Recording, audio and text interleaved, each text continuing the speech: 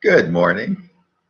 My name is Tom Lemler. I am a staff member of the Deer Run Church of Christ in South Bend, Indiana, as well as the director of Impact Prayer Ministry, here with a Sunday morning devotion, encouragement, and prayer time.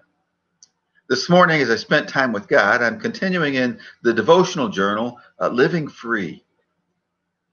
And today's topic is living free from our enemies.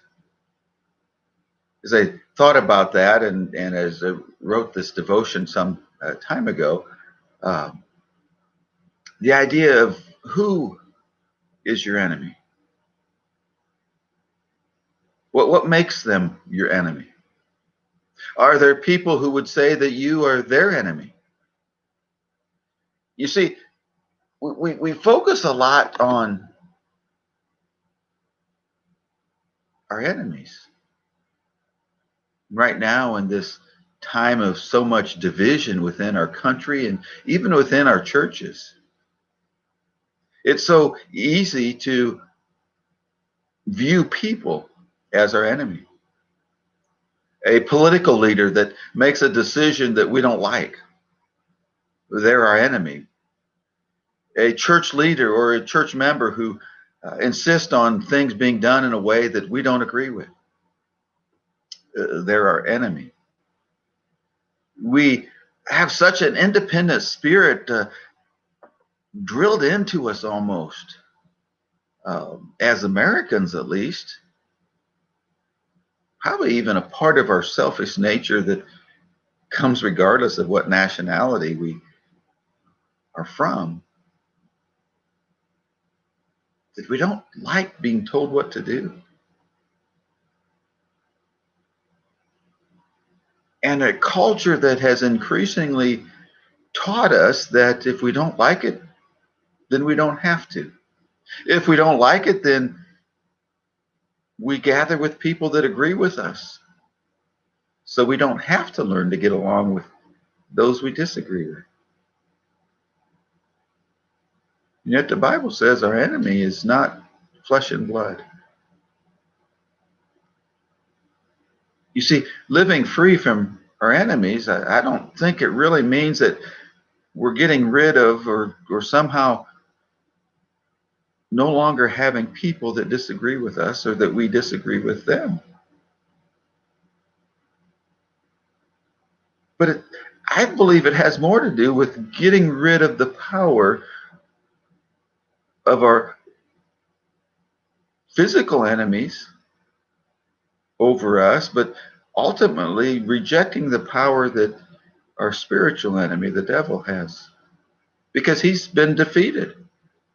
His power has been defeated by Christ. When the Bible says that greater is the one that is in us than the one that is in this world,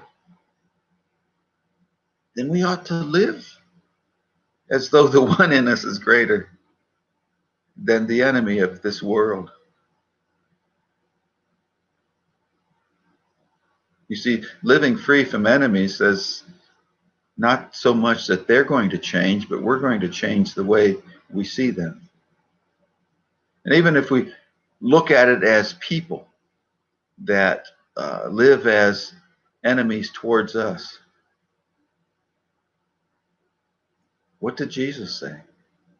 Jesus says, you have heard it said, love your neighbor and hate your enemies.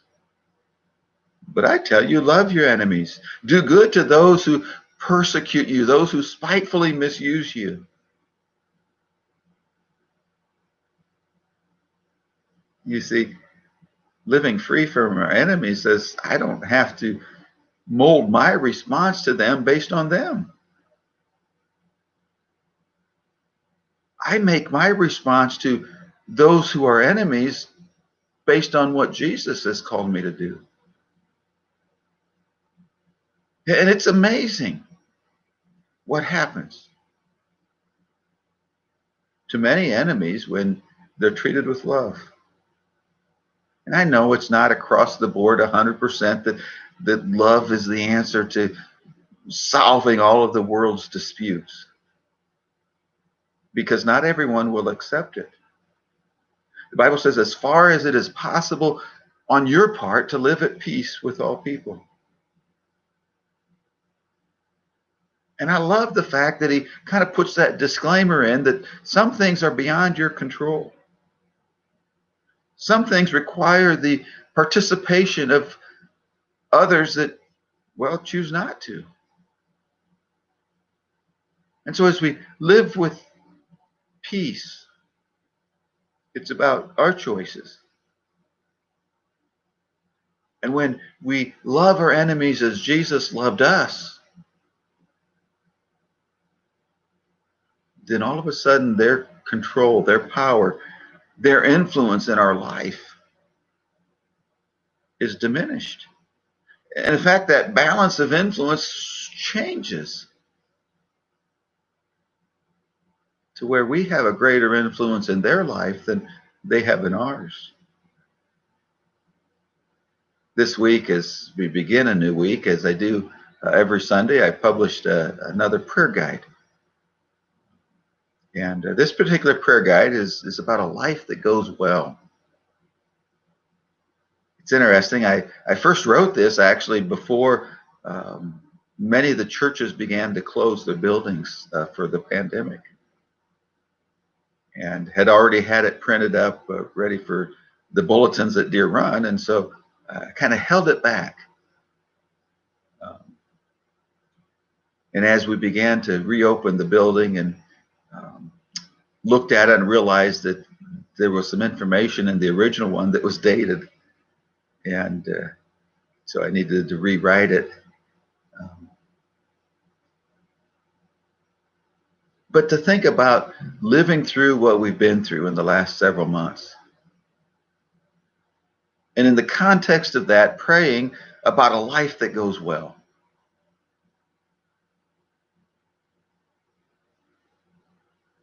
Jesus talked about pursuing him.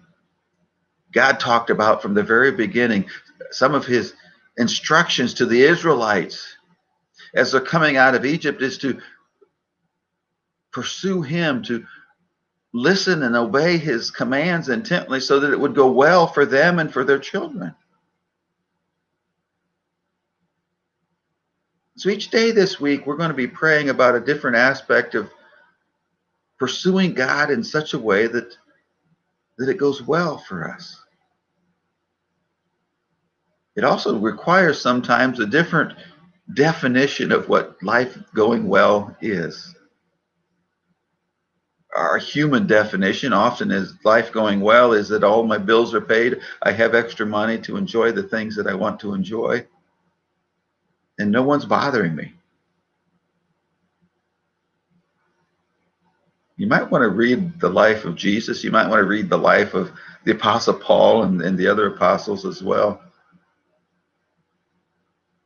And ask yourself if that's how life going well worked for them.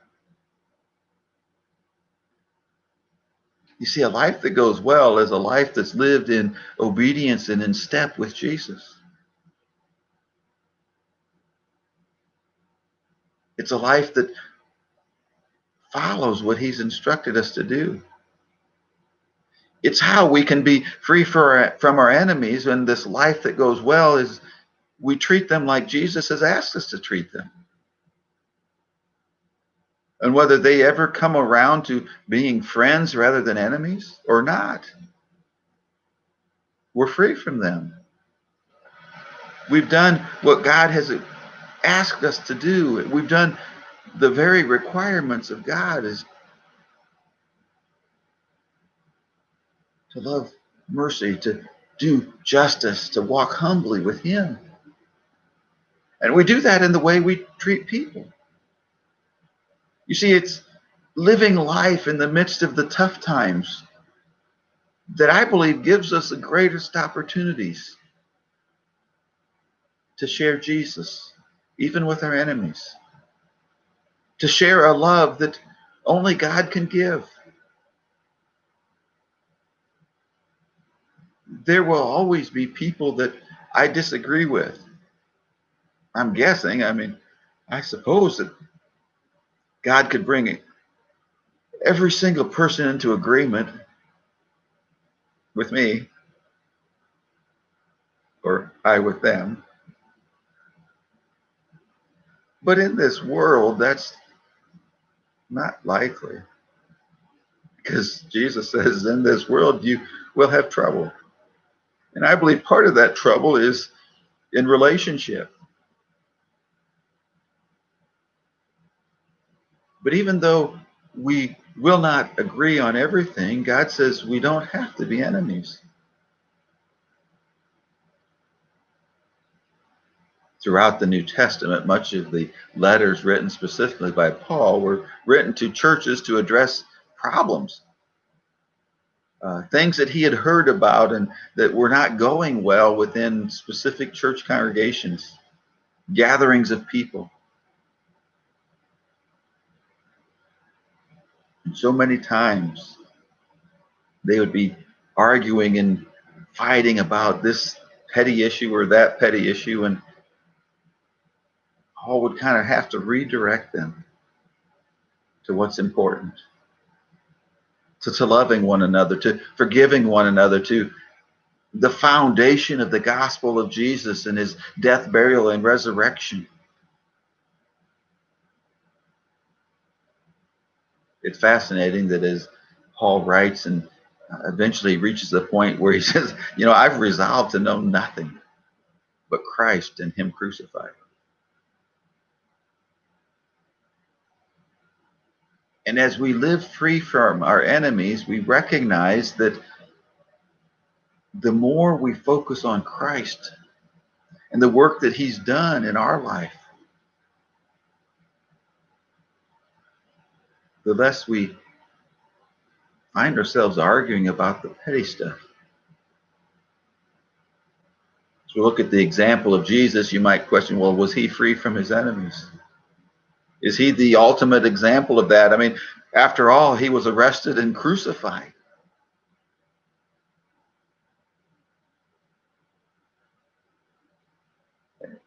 Yet if you read his explanation of it, even when being questioned by Pilate and by Herod, he says, you don't have the authority to do this other than I've given it to you. You're not really my enemy. You're playing along with what needs to be done for the salvation of many people. You see, even those that were living as enemies of Christ,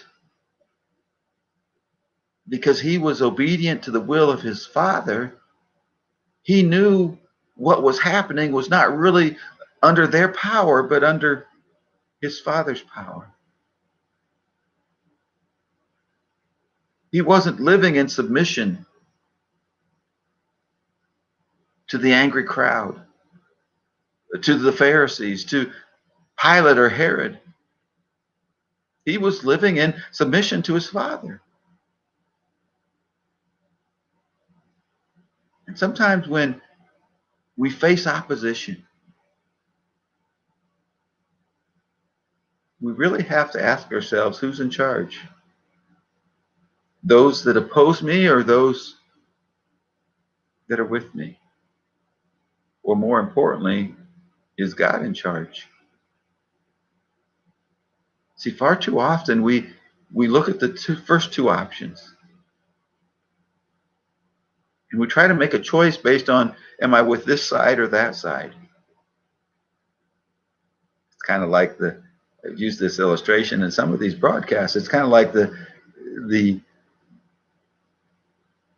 armed soldier that shows up and as Joshua is kind of spying out Jericho before the big battle. And Joshua sees this guy dressed in armor and he says, whose side are you on?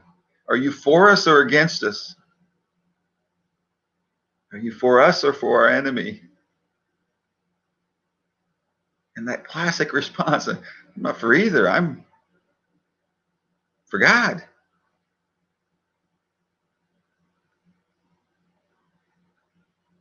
And when we get caught up in these debates and these discussions and these decisions that seem to call for us to take sides, people say, are you for us or for them?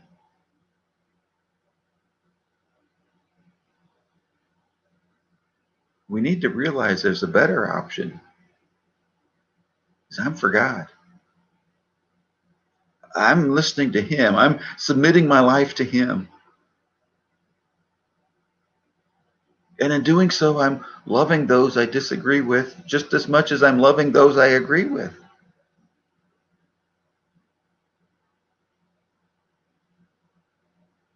And in living a life of submission to God, we find that we are free from our enemies.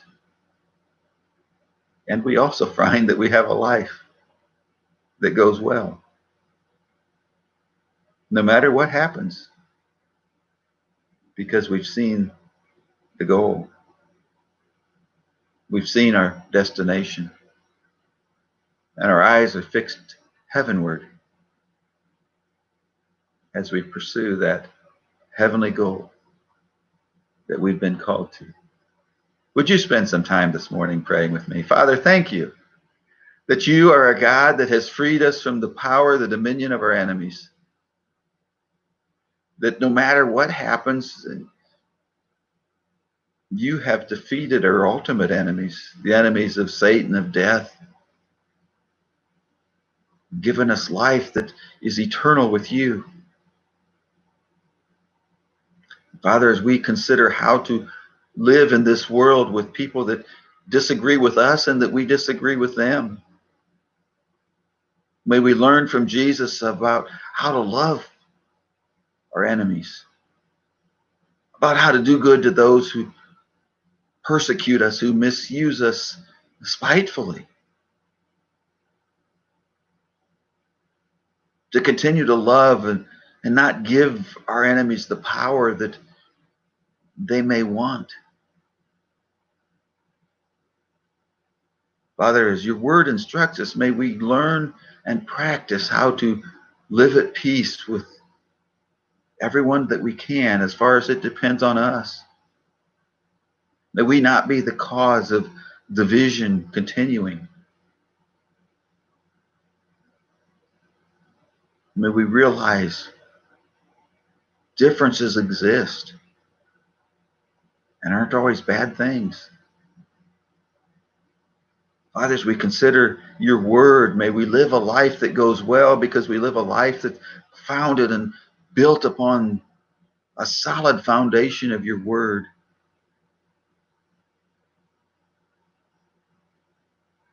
Father, as we prepare to meet together and worship today, and whether we're doing so in person or gathering and worshiping together and through online venues and opportunities, may our worship honor Jesus. May it not simply be something we do because it's Sunday,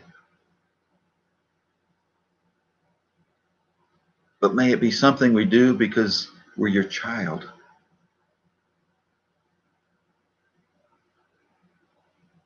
Father, as we consider being your child, I pray for the children in our homes and our communities.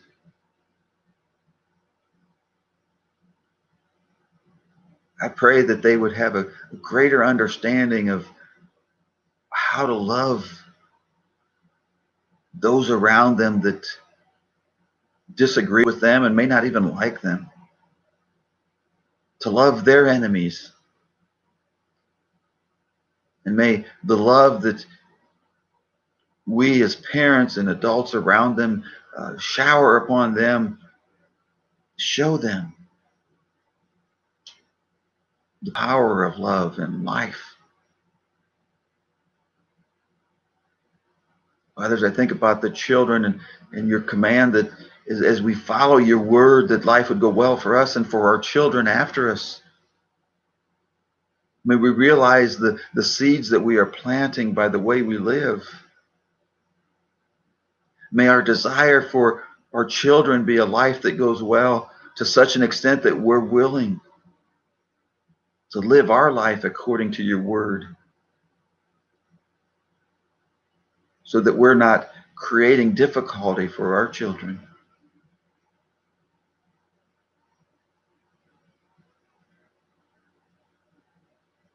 Father, I pray that this virus would be gone,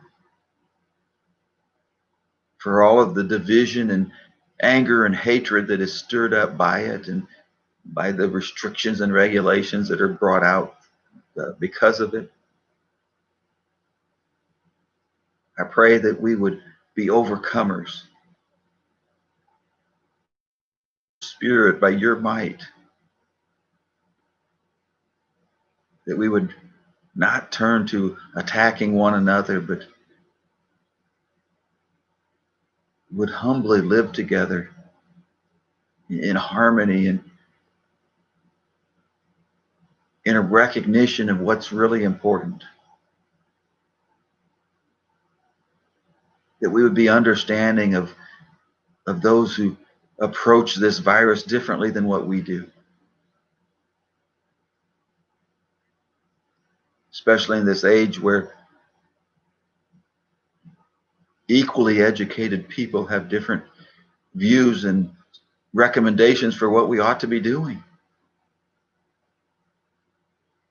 In a world where it's almost demanded that we choose sides, and so much of the media has chosen a side, and because sides have been drawn up, it almost seems strange to walk in the middle, to be those peacemakers, to be people who love people, whether they wear a mask or don't, to be people who love people, whether they go out in public or not, to be people who love people, whether we agree or disagree. You see, Father, when we do that, we become more and more like Christ. Think of Jesus looking out over Jerusalem and weeping, longing to draw its people to himself and recognizing they would have no part of it.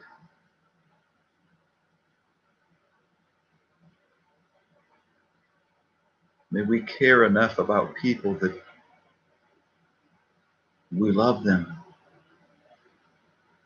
We have compassion on them. We share with them the good news of Jesus. We share with them our life.